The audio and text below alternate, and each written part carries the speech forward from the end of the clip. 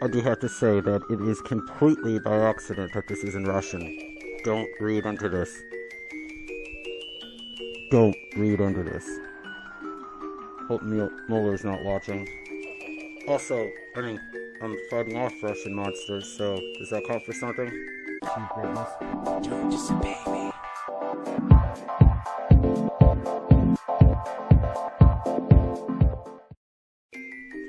As it turns out, I can't actually access the US server, so I guess we're stuck playing Russian.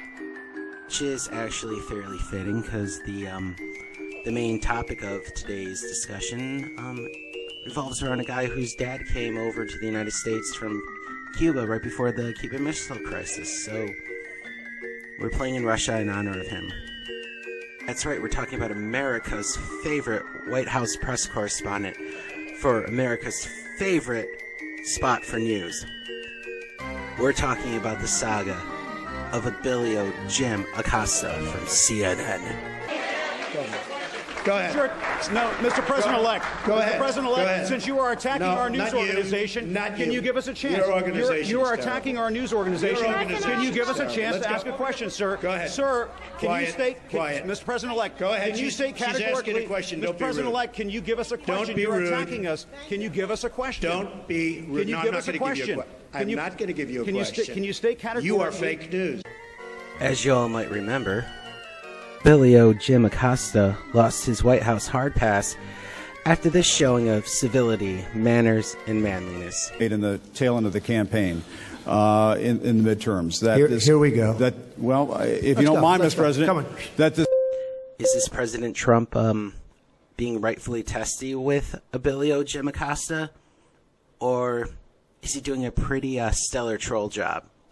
Caravan was an invasion. As you know, Mr. President, I consider it to be an invasion. As you know, Mr. President, the caravan was not an invasion. It's a group of migrants moving up from Central America towards the border with the U.S. Thank you for telling me that. I appreciate it. I mean, we all would have made a pretty smart-ass comment there, wouldn't we? Why did you characterize it as such? Because I consider it an invasion. You and I have a difference of opinion. Come on, Jim. Everyone can see what you're doing. We all know you're politically grandstanding, not asking hard-hitting questions. But at least you're not going to say something stupid after you ask more quote-unquote questions than you're entitled to. They're hundreds of miles away, though. They're hundreds and hundreds of miles away. That's not an invasion. Oh. That's right. CNN's shining star just argued that distance negates if a body is an invasion. I wonder what that makes Pearl Harbor. But we have yet to reach the apex of manliness, fortitude, and integrity that is Abilio Jim Acosta. Let's watch. If I may ask Peter, one go other ahead. question, are you worried? That's enough. That's Mr. enough. President, I That's was enough. going to ask one of the other folks. That's enough. Pardon me, ma'am. Mr. Excuse President. me. That's. So, did he push or hit her like some want to claim? No, obviously not. But did he come off as a limp-wristed beta? I'll let you beautiful people be the judge of that. And Trump takes him to task like the alpha of the group that he is. That's enough. Put down the mic. Mr. President, are you worried about indictments coming down in this investigation? Ashamed of itself having you working for them. You are a rude, terrible person. You shouldn't be working for CNN. Go ahead. I think that's unfair. You're a very rude person. The way you treat Sarah Huckabee is horrible. And the way you treat other people are horrible. You shouldn't treat people that way. Go ahead. Oh, Jimmy, did that sting? But don't feel bad thinking that old Jimmy was just having a rough day. He's frequently been shouting to no avail. Poor betas. If there is no collusion, Mr. President, if there is no collusion, why does Rudy Giuliani keep saying there is no crime and collusion? Let's go. Mr. President, do you think other countries... Easy negotiation. Mr. President, since you attacked CNN, can I ask you a question? John Roberts, go ahead, John. No. John Roberts, go ahead. CNN's fake news. I don't take questions. I don't take questions from CNN. CNN is fake news. I don't take questions from CNN. John Roberts of Fox. Let's go to a real network. Did you talk about auto warm beer, sir?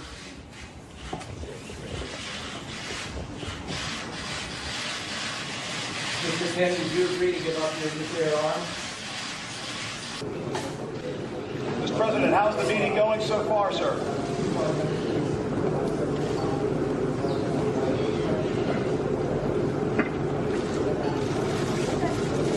Any progress, Mr. President? Chairman Kim, will you denuclearize?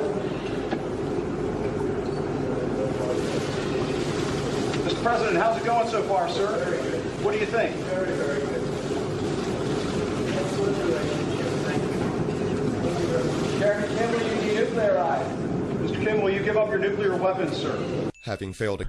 We support you in your mission to yell at every leader in the world, and we will never shush you, like some people. Mr. President, will you stop calling us the enemy of the people, sir? Will you stop calling the... Poor betas. And the saga of Beta Hero Jim Acosta continues. As this article in the New York Times states, CNN's Jim Acosta returning to White House after judge's ruling.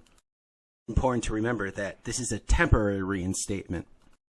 Administration's process for barring the correspondent is still so shrouded in mystery that the government could not tell me who made the decision, Judge Kelly said from the bench.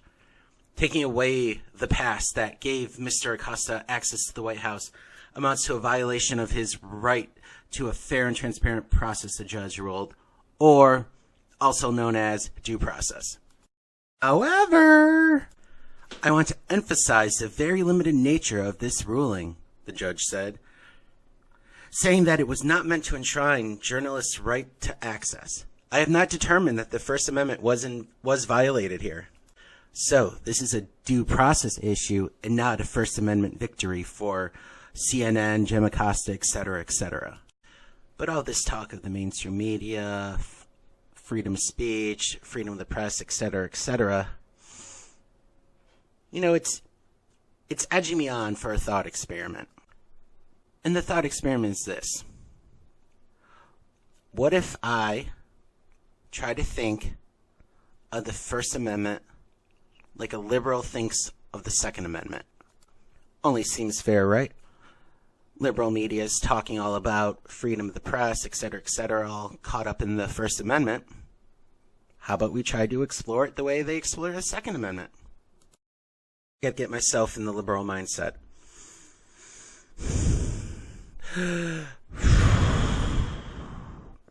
Oh, this is much harder than I thought. Plus, I don't have a pussy hat. Or yarn to make my own pussy hat. Quick, someone help.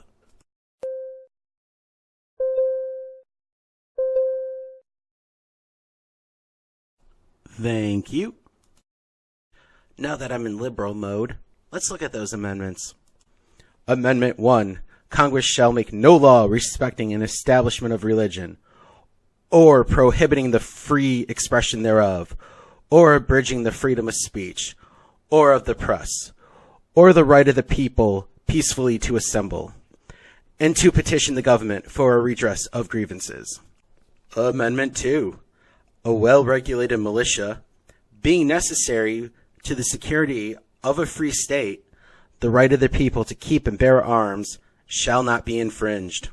Now, what's the common liberal argument against the Second Amendment? If the Founding Fathers knew that the kind of lethality that we now have existed or was going to exist in the world, what would have happened to the wording of the Second Amendment?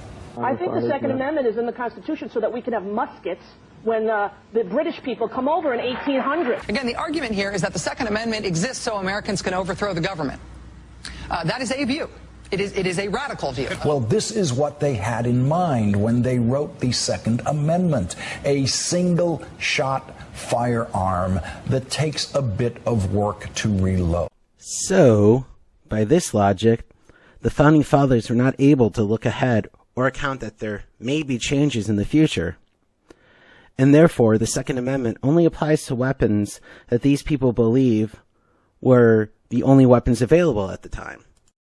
By that logic, the only press that existed at the time was newspapers, books, the printed word.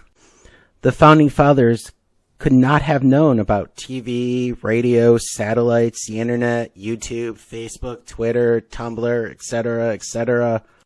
So, if we follow the logic, the First Amendment doesn't protect Beta Hero Jim Acosta. The only people that would have any claim would be newspapers and the like. I'll leave it to all you lovely people to draw your own conclusions. Because unlike an intersexualist, I actually believe that you're intelligent.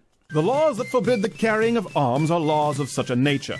They disarm only those who are neither inclined nor determined to commit crimes. Such laws make things worse for the assaulted and better for the assailants. They serve rather to encourage than to prevent homicides, for an unarmed man may be attacked with greater confidence than an armed man.